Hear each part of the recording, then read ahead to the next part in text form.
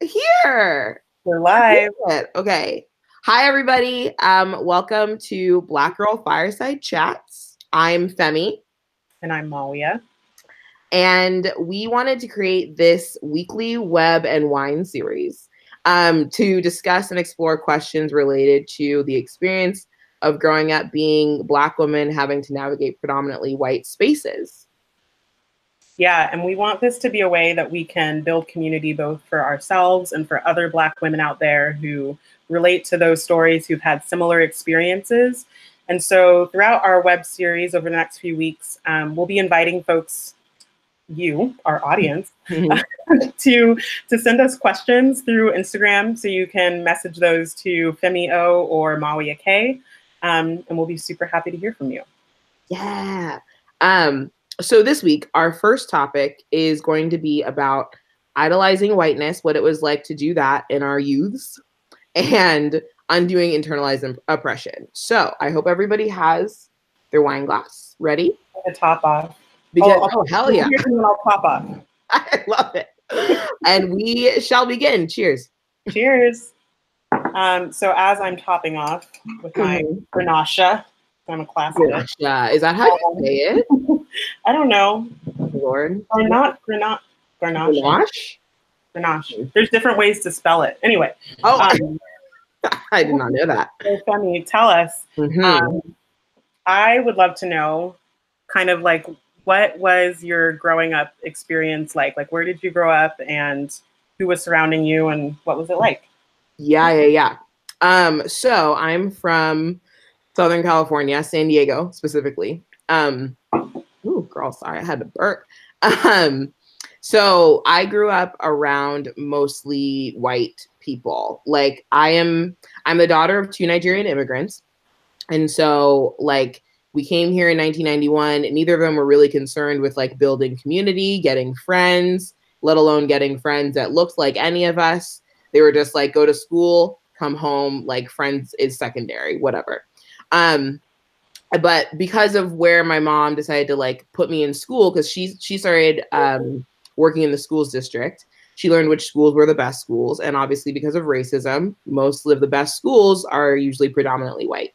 So she was like, my kid is going to go to the best school. So I went to, like elementary school. And then I started schooling in La Jolla in middle school, which like, if you guys aren't familiar with La Jolla, it is the whitest of the white. It is, yes. It is not only like it's white privilege on steroids. Like y'all saw the OC, like that was literally those parties where like cocaine is flowing free, like all of this shit. Like that was my high school experience.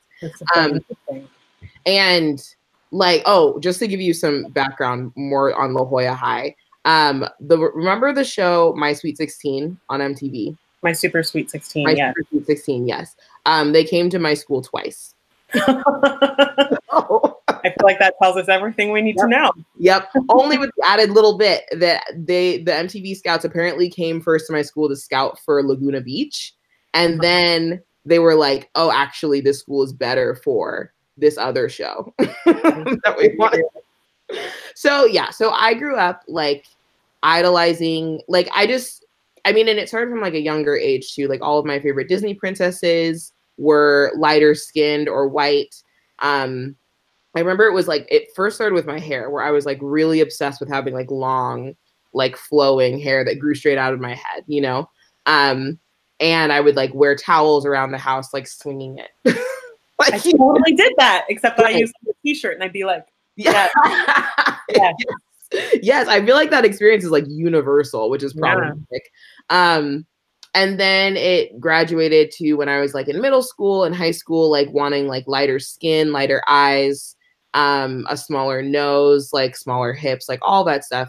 And like all of the media that I consumed, like I loved 17 magazine, I loved Teen Vogue, like, and they all had like mostly white models throughout, or like white people, white actresses or something like on the covers and stuff. I knew how to do a nude natural makeup look on a white girl 15 different ways before I knew how to do it on my own color skin, you know?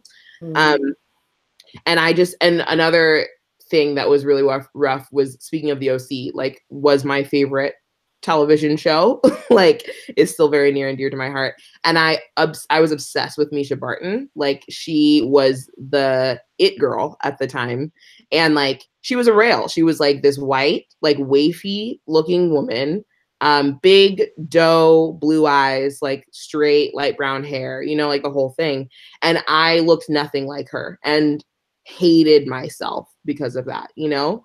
And so I don't think that I could call it racism until like years later. Like, it's only probably been a few years ago that I've been able to recognize it as like, that's internalized racism. Because like, normally, you know, like every teenager goes through like, oh, I hate myself, or oh, I wish that I looked like this, or I wish I looked like that, whatever.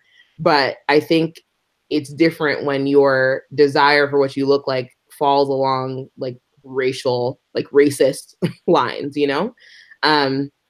So anyway, so yeah, that was like kind of my experience growing up in Southern California, San Diego, not having like any sort of reflection. And the other thing that I will say too is that I think it's also different when you are Black in a mostly white community, but like you have maybe family members around you that can reflect you to yourself, or there's Essence magazine in the house, or you're watching Black television shows most of the time, or something like that. You know what I mean? But like in my house, there was none of that, you know? And just because my parents didn't know, like they're from Africa, they're from Nigeria, they're like, what is this racism? We're dealing with colonialism. Like, you know what I mean? Like, they can't, like, it's just not even on the radar. So, yeah, I just feel like that was, that's a difference in experience for sure, you know, because we all have to deal with whiteness on some level, but like, if it's in your face, then it's a little bit of a different thing, you know?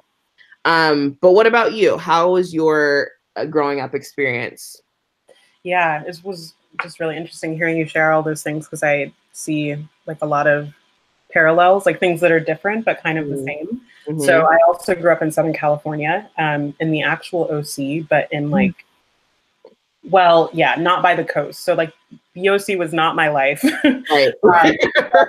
It was definitely a very suburban, very white upbringing. Mm-hmm. Both my parents grew up in North Carolina, so in the US South, and moved to Southern California in their 20s. And that's where my older brother and I grew up. So I grew up in the city. I was born and lived in the city of Anaheim, but went to high school in a town called Yorba Linda, Yes. which is the birthplace of Richard Nixon. Oh. And the tagline, like on the welcome sign, it says "the land of gracious living." So that kind of sums up Yorba Linda. That's weird. Why gracious? What does that mean? Just bougie. I don't know. Like, it's gracious, it's leisurely, and that's so funny. The world. I don't know. Yeah. So I, you know, you kind of talked about like what your parents were dealing with and what they were going through, or like kind of what environment, what container they created for you. I think for my parents growing up in the South, they both experienced a lot of like racism in education for sure. They lived through the process of integration. So they started out in going to Black schools, like segregated schools, and then went to white schools, and were both really smart. They both were math majors and engineers at one point, and then my dad became a math teacher, and had they had different experiences. My dad had experiences where his counselors were like actively dissuading him from, like, you should go to a trade school, you know, like this math thing, you know, you don't need to deal with that. No. And my mom had a different experiences where she was lucky enough to have, if I'm looking at the ceiling, it's because there's a bug flying around and it's distracting. Oh no, I'm sorry. It's, the big one. It's not a scary bug. It's just thank God. Okay. Well, I get it. So my mom was lucky enough to have people who kind of encouraged her, but like kind of encouraged her like against the odds kind of a thing, you know? And so I think that is not what they wanted for me. So they made sure to put me in schools that had a lot of academic opportunity. I was a bright kid. Like I went to Montessori preschools and like the gifted and talented education program. And shout out. Yes, shout out to the gifted and talented kids. And And so I think, so the priority was access and resources. The priority was not being in an environment where there were people who looked like me. Yeah. And so there was diversity in the schools that I went to, but there were not Black people. Yeah. Most of I think in probably all of my classes that I can remember, like K through 12, there were other Black women and Black boys at my school, but I was very often the only Black person in like my actual classroom, and always the only Black girl. Like I did not have any Black female friends growing up. And so in terms of like, what did idolizing whiteness look like for me? I at the time, and maybe this is true for you, I wasn't aware that I was idolizing whiteness. I think I really just kind of wanted to fit in. You know, I wanted my people. I definitely do remember, you know, like I want the long flowing hair, and I remember going like on sleepovers with my Girl Scout troop, and like I had a very different hair regimen than they did, and it's like, and then we're gonna wash our hair, and it's like we're not gonna do that. That's not the process. We're gonna do all that we can to not get this relaxed hair wet. Yes. So I really wanted to fit in. I just really wanted to not be different. I didn't want any undue attention, and I didn't want to feel different from people. And the interesting thing for me, like in middle school, I remember at that point, you know, I knew that like fitting in with white people wasn't really working. In middle school? But so in middle school, nice.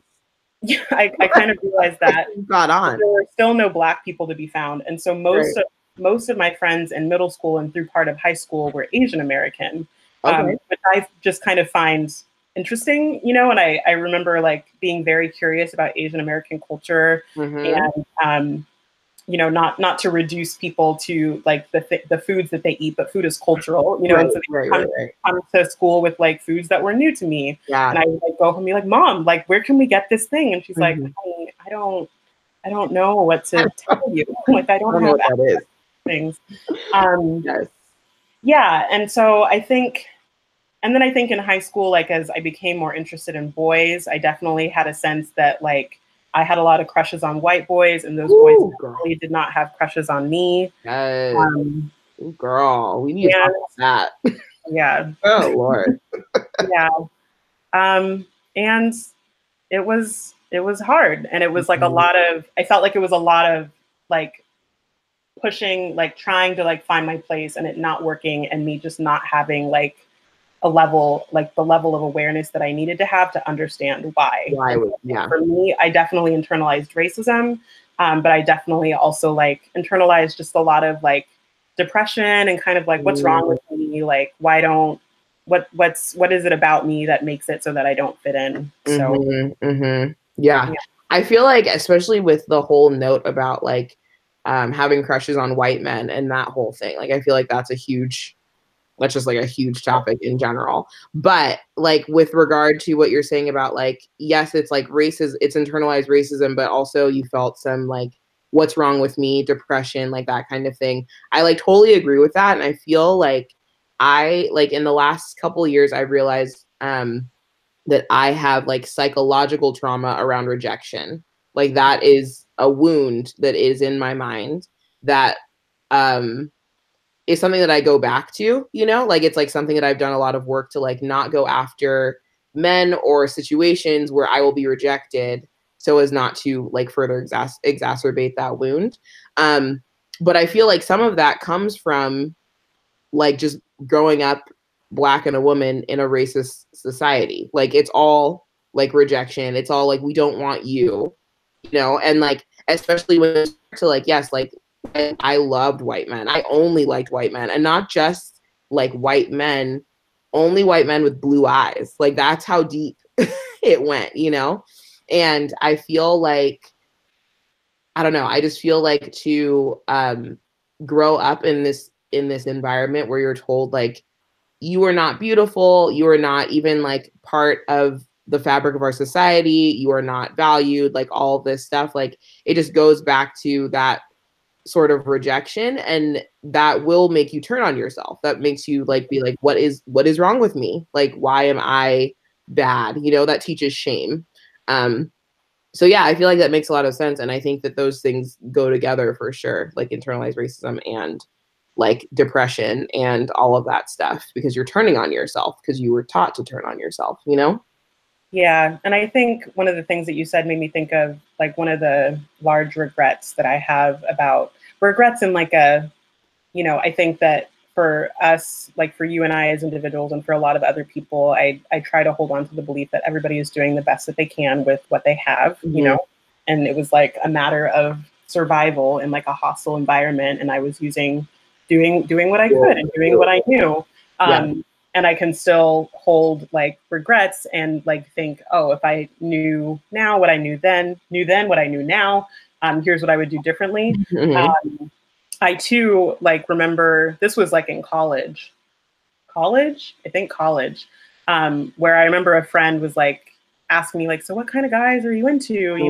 The black guys. And it's like, I don't find black men very attractive, which was like true at the time, but like is, and that's like a thing that people of any race say, and where you can just kind of decide that you find an entire category of people like not attractive. What? Anyway, I get it though, because I did it. And there was a lot tied up in that for me. Like I, if we're talking about like street harassment or sexism, like I definitely have a lot more experiences of, or the experiences that stand out in my mind of like street harassment or like that type of sexism and catcalling. I associate a lot more with men of color and specifically Black men. And so I think that played some into me making that statement. But I remember like later, maybe like years later, that same friend asked me, it's like, oh, Mawiyah, I remember you said that you like don't find Black, and you don't find Black men attractive. And I like felt so like at that point I had like an awareness of where that was coming from. And I think that, not to get like overly kind of clinical or into like educational terminology, but I think that like, why not teach them something? Like teach them something. Yeah, I think that shame is definitely a function of internalized depression. And I also think that like distancing yourself from other Black people is a function is a function of that. And that's definitely something that I did. Yeah. I remember in high school, so I remember once I was at home in my parents' house, which is where my high school yearbooks are. I don't carry them with me. They weren't a priority to take with me when I moved to the South. Imagine. Around your high school yearbooks. These are the mementos that I really need to take with me across the country. I like decided to count how many Black people were in my graduating class, like 650 people.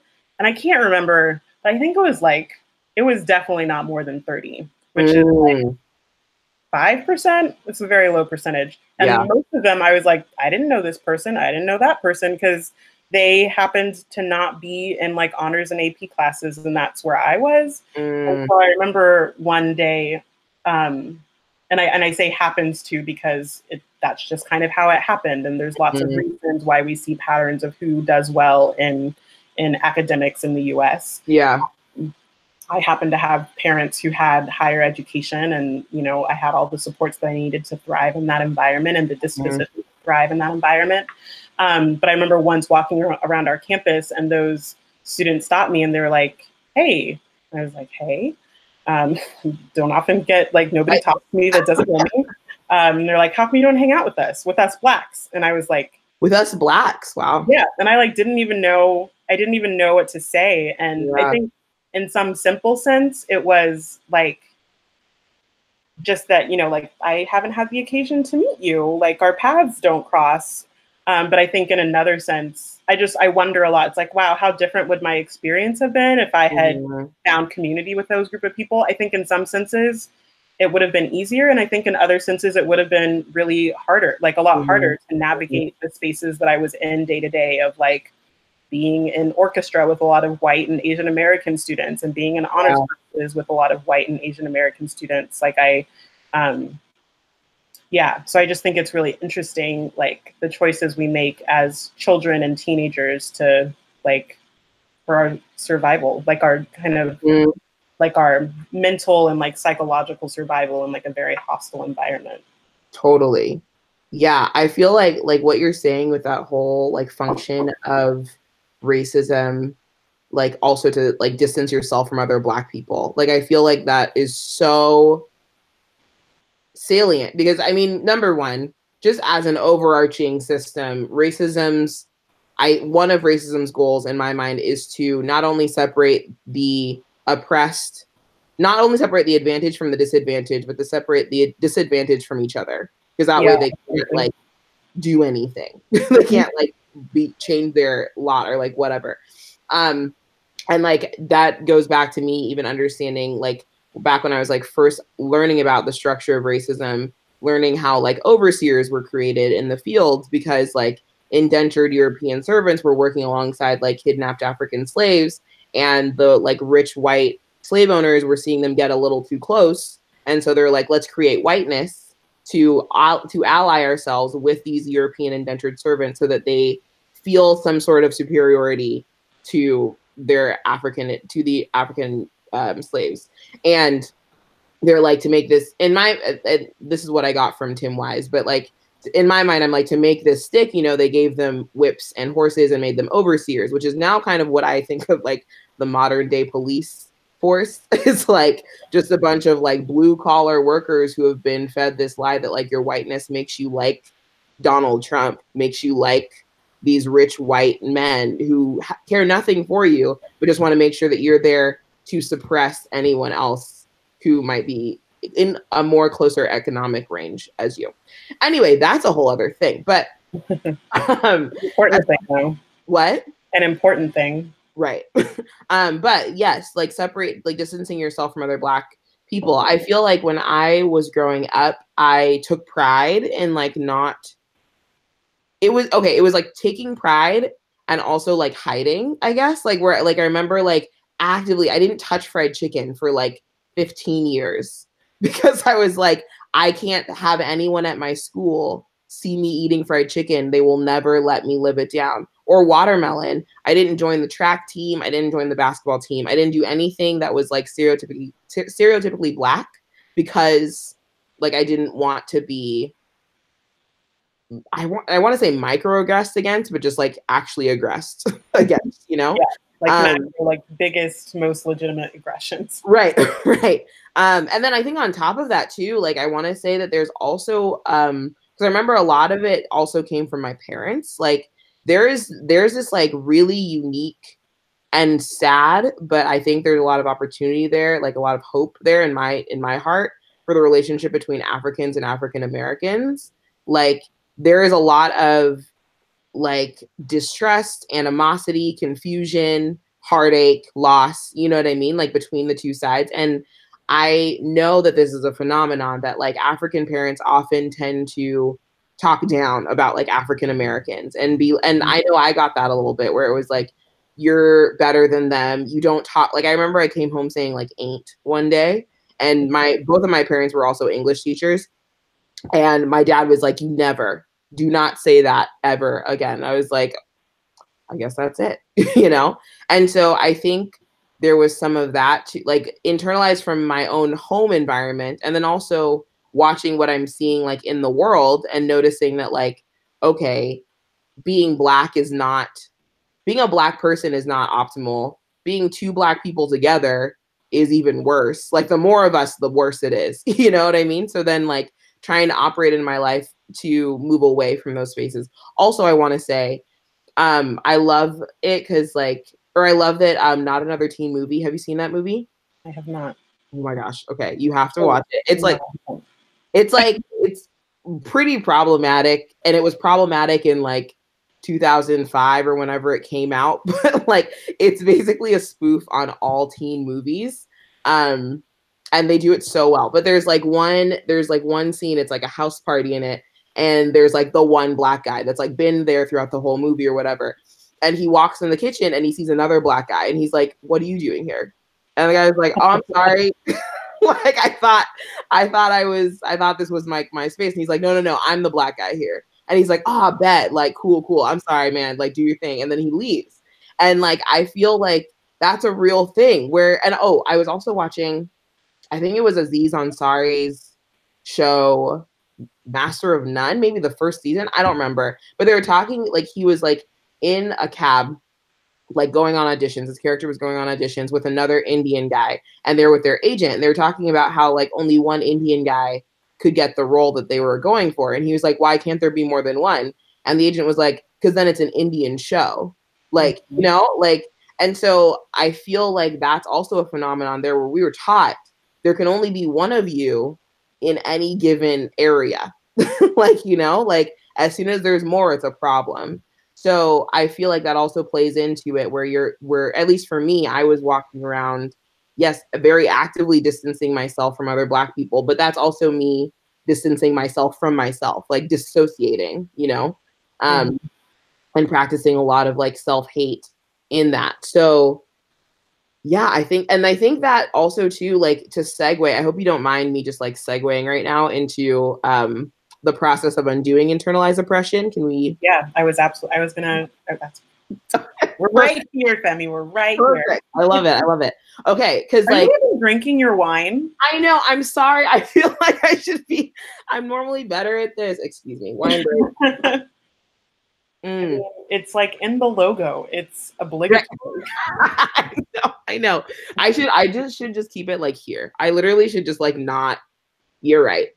I'm gonna keep it in the shot. I promise, and I also to our viewers, I promise that I'll have a classier glass next time. I like this is, you know, I'm not actually in my home, and this is what I had to work with. So right, it's fine. It's glass at least, you know. Better than my plastic water glass, which right. Is, yeah.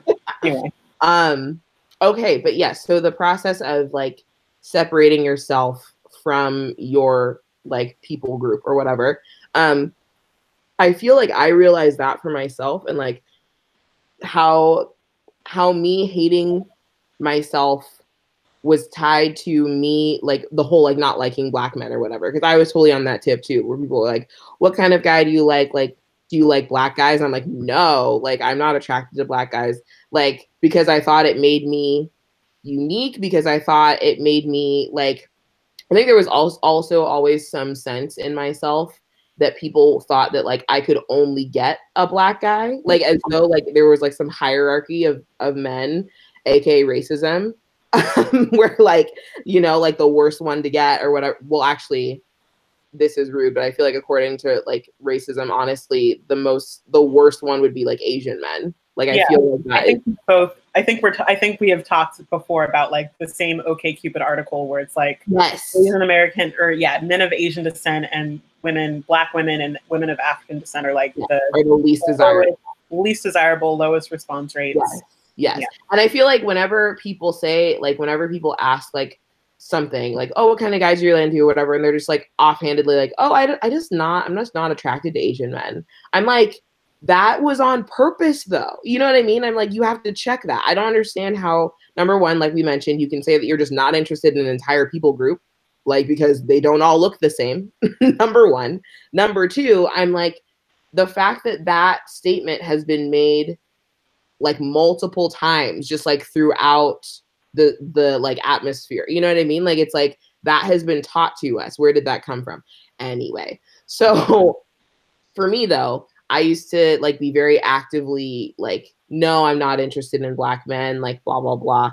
And I didn't realize that was tied to my own self-hate until what I'm calling my critical point, which is like the point when I like realized that I'm a white supremacist, like hardcore. Because I knew that you said white supremacist. I need to pour myself some more wine. You know what? Right. I think that should be a rule. Whenever white supremacist comes up, we refill our glasses. You gotta refill that glass because that shit is heavy. Yeah. Yes. So my point was like the point of starting to actually undo internalized race oppression was like I had already started to learn that racism existed because I as many people did not think that it went past 1965. I think I was like, oh yeah, like Martin Luther King was murdered in 1968, but that was just like, you know, runoff. Like we're good now. The 70s were good. Like we're fine. Color TV, everyone's good. Right. Just to say, like, I think that was something I meant to say in the like opening. Like, for me, racism was what my parents went through. You know, like in the South in the '60s and '70s when they grew up, not like what I experienced in Yorba Linda, suburban California. Sure. Yeah, California racist. No, we don't. Yeah, California racist. Yeah, that's impossible. So I was so I had just started, I think it was 2013, maybe. I think I was like 24, 25. It was the murder of Michael Brown, compounded with my like obviously already knowledge of the murder of Trayvon Martin, where I was like, okay, it feels like something is happening here. Like it feels like police are doing something, the American justice system is doing something, like something is afoot. And so I'm starting to like understand that like racism is happening, like all that stuff. But like my own personal experience with my own racism was sharpened or like heightened when I was reading this book called How to Get a Date Worth Keeping by Henry Cloud for Therapy. And in it, he's like interviewing like a bunch of different married people, and like married people like are always saying like, you know, you never marry who you think you're going to marry. You never marry who you think you're going to marry or whatever.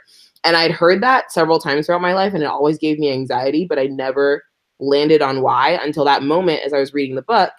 And I realized, I stopped and I was like, what if I marry an Asian man? Or what if I marry a Mexican man? Or what if I marry a Black man?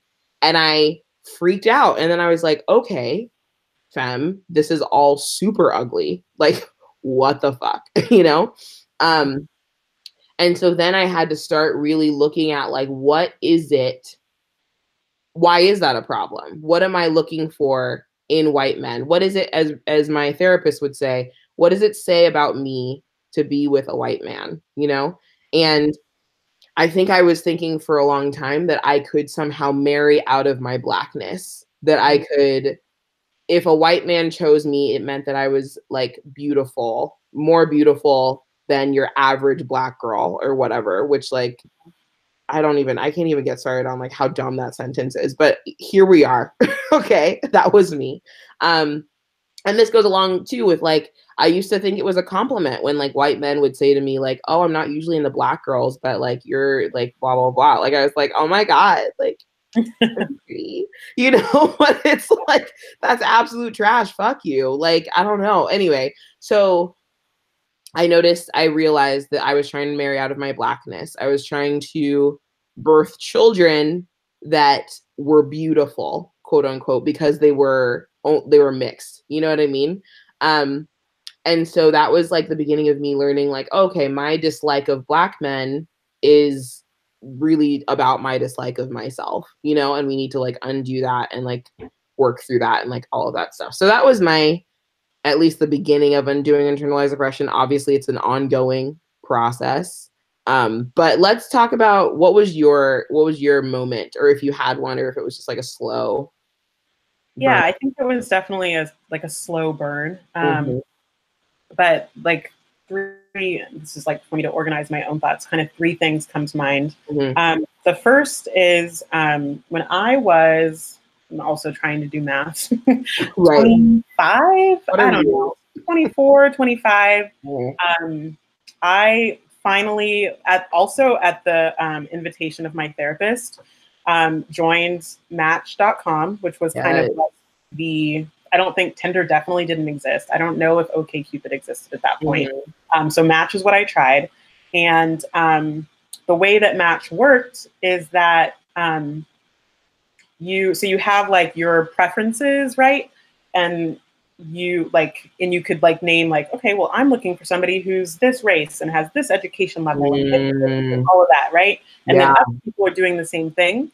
But because it was the early 2000s, was it? No, it was like the late 2010s, early 2010s. It was like 2009, maybe 2010. Okay. Yeah, something like that. The algorithms weren't sophisticated enough that it wouldn't. So like I was seeing people who met my criteria, even if I did not meet their criteria. If that makes sense. Yep. So I'm in San Diego, so it's like white man after white man after white man, and I'm like, sure, maybe. They're all here. Uh-huh.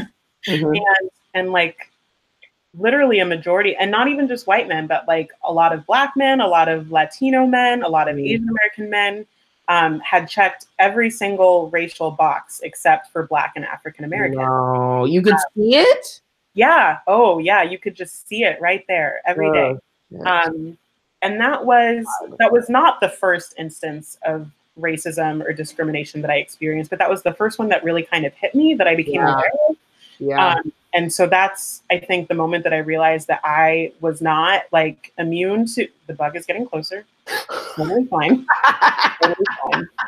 Oh no. I realized that I was not like exempt from racism. And so I think up until that point, I didn't, like there was a lot of distancing that I did. I didn't feel solidarity with other Black people.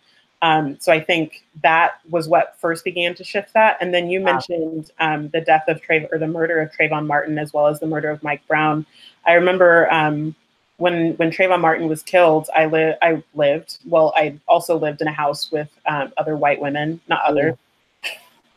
Other.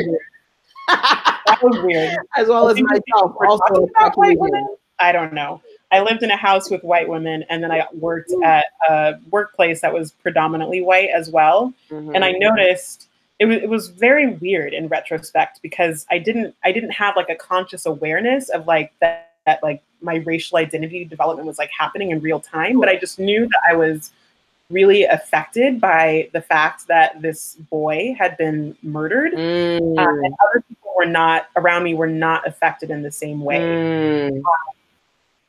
And so I think with that distancing that happened, I think, and like you said, that's part of the design of racism, is to divide us from one another, and to like, one of the comedians that I follow, her name is Amanda Seales, and recently one of the things that she said is like, we are each other's business. Racism is like teaching us to not be concerned with one another, and to just leave each other in the lurch, or be like crabs in a bucket. And it's like, if I can climb over you to like get out of the bucket and like get like this much closer to whiteness, I know I can't attain it. I can get closer.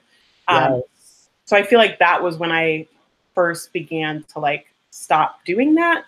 And like realize that it wasn't enough for me to just kind of lift myself out of whatever like racist fate was gonna like befall me. So that was another really pivotal thing. And then I think the third thing, in moving to North Carolina, was in 2012. I moved there for grad school. And there were it was like the most Black people I'd ever seen in my entire life. Just like walking down the street, it was amazing.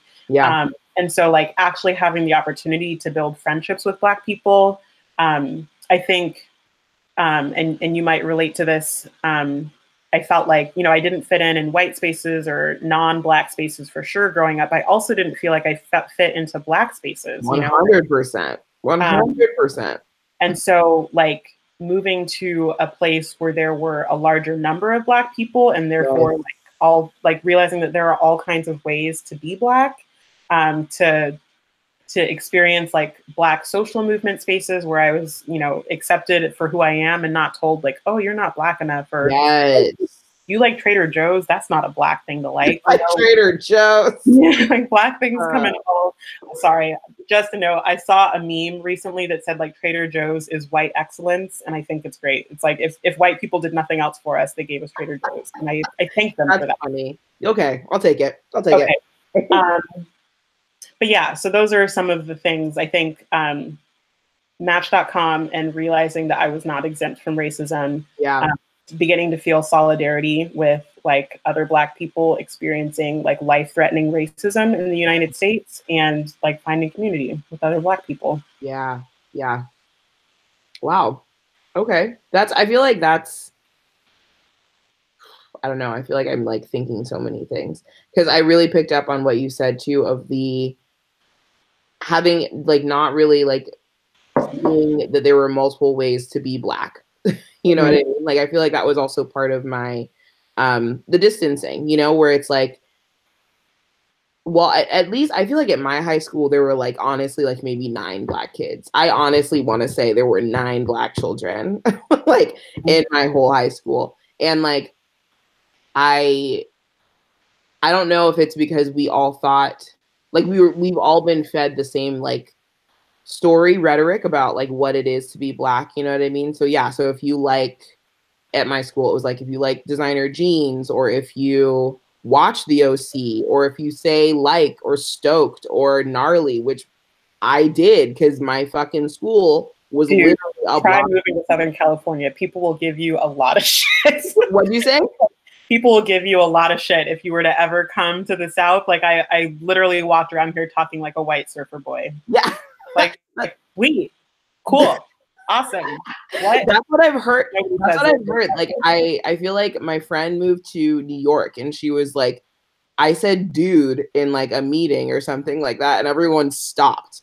Everyone was like, Sounds about right. excuse me, you know?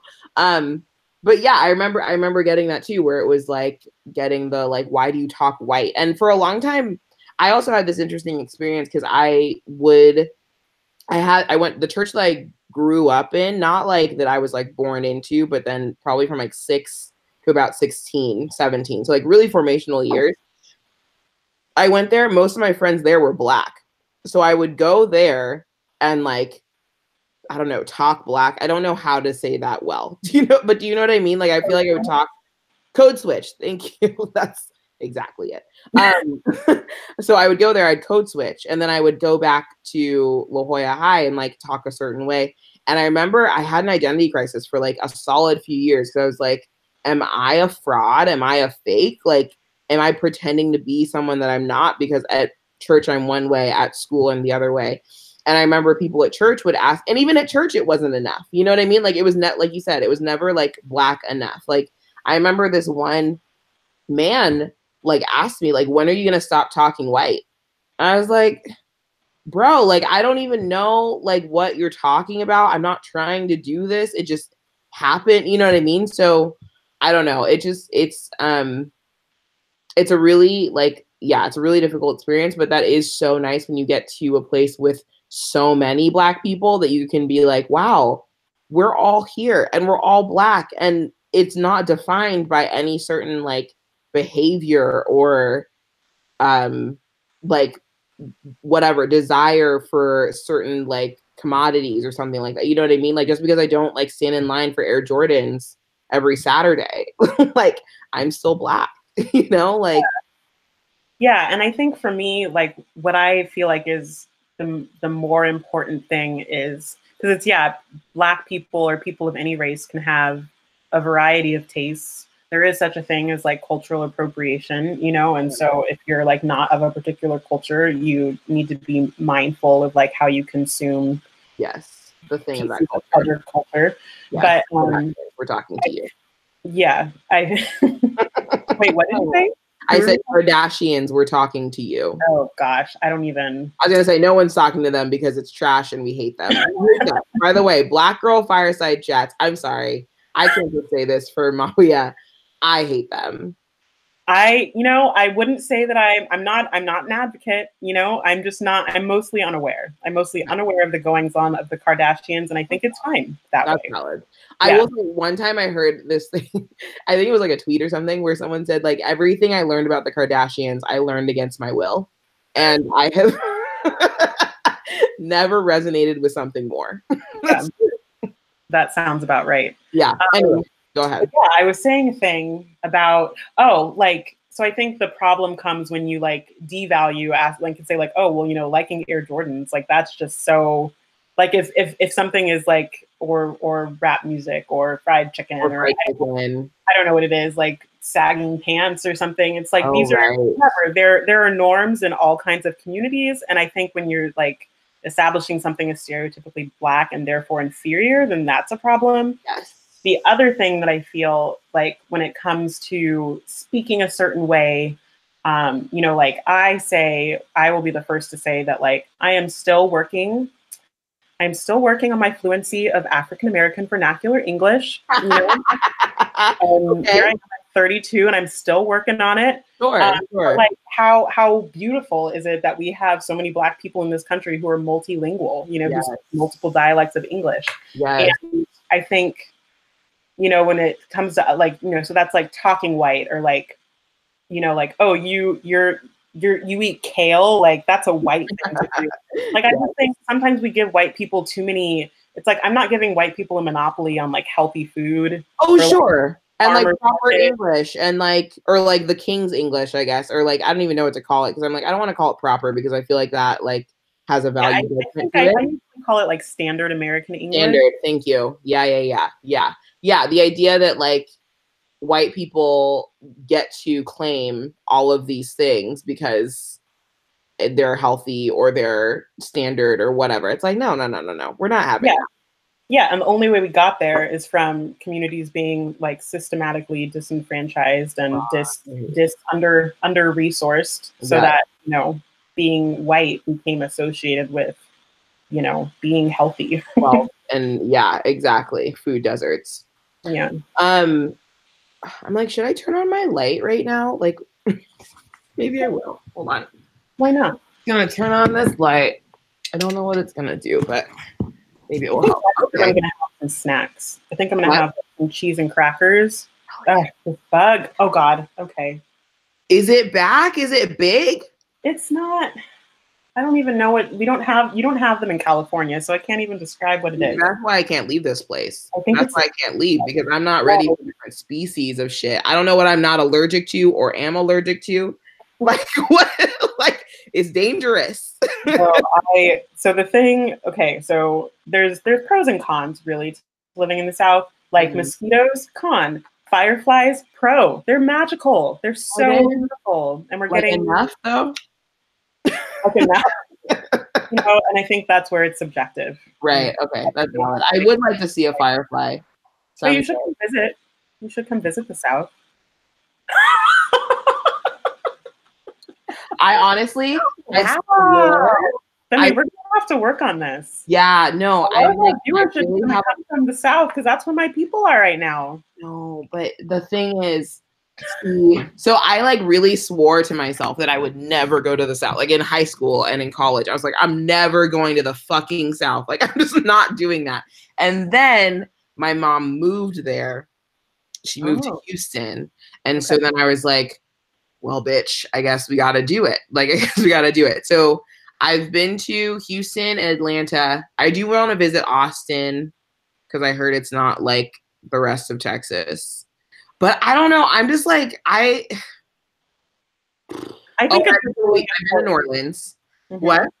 Go ahead, finish. Oh, I was gonna say I've been in New Orleans. I don't know. It just like freaks me out. I feel like, and it's 100% me like drawing conclusions from limited data sources, which is the one chapter in my high school history textbook about racism, and like seeing the like civil rights movements and all that stuff. I don't know. It just freaked me out. I was like, I can't. This place scares me. This place like terrifies. Places in California though. I know. I know. That's also true. I don't feel super safe here either. Well, and then there was also the what's it called? Like when the Nia Wilson murder happened in Oakland, I think. Yeah. Bay, you know. Yeah, like I don't know. I just feel like nowhere feels like super safe, but I just have this like idea about the South that terrifies me. But like, I mean, I'll do it. I'll try. You know, I think you are your own. But I mean, when you are ready, the South will receive you. Valid. We'll be ready to welcome you. Valid. So true. Okay. Was that it for this week's installment? I think so. I mean, I feel like, yeah, I think I feel like we can invite people if we said something that really sparked a thought. Like, I think we would love to hear even just like people's feedback, affirmations. Yes. I love a good affirmation. Yeah. Like, Mawiyah, you made a joke and I actually laughed at it. I would love to know that. Yes. Yeah, totally agreed. Like, please let us know any feedback. If it's criticism, please make it constructive. Don't just be an asshole for no reason. We don't need that energy in Trump's America. But yes, we would love to hear from you. Love to hear your questions too. If you still have them, you can send them throughout the series. We'll just like throw them in on the next, whatever the next like week's topic is or whatever. But And Yeah. maybe to give people like a preview of what some of those, I mean, I think we're kind of open, you know, in terms of topics, it's tacking things on, but I know that we said we wanted to talk about the woes of dating while Black and female. Yes. We wanted to talk about, Yes. jump in. I can't remember. There was definitely another thing though. It was, well, we had like pop culture things we wanted to name. You know, who are the like, Kardashians again? Like, that's how much I know about pop culture. Oh God, fuck the Kardashians. Every time. I just like can't. We said racial identity formation, but I feel like that was kind of this episode, right? Or no? I think we touched on it, you know? Yeah, we could probably dive back in. I don't know. We'll let you guys know later. What via some method of communication. Right. Yes. Speaking of communication, find us again on Instagram at Femio. That's FEMIIO, or at Mawiyah, KMAWIYAHK, as in kangaroo. There it is. Okay. So thank you so much for joining us for our first episode of the Black Girl Fireside Chats. I was thinking I didn't forget the name, but like what happened was, as you were talking and you mentioned that thing about like Trader Joe's being white or something like that, or like white excellence, I was like thinking about like, can we name our show that? Or like, you can't go to Trader Joe's, or like something like that. I don't know. I was like thinking of things that we could do. We might go back and rename the shows. Anyway, thank you so much for joining us for our first episode of Black Girl Fireside Chats. Can't wait to do the next one. Yeah, we'll see you next week. Yes. Okay. Bye, friends. Bye.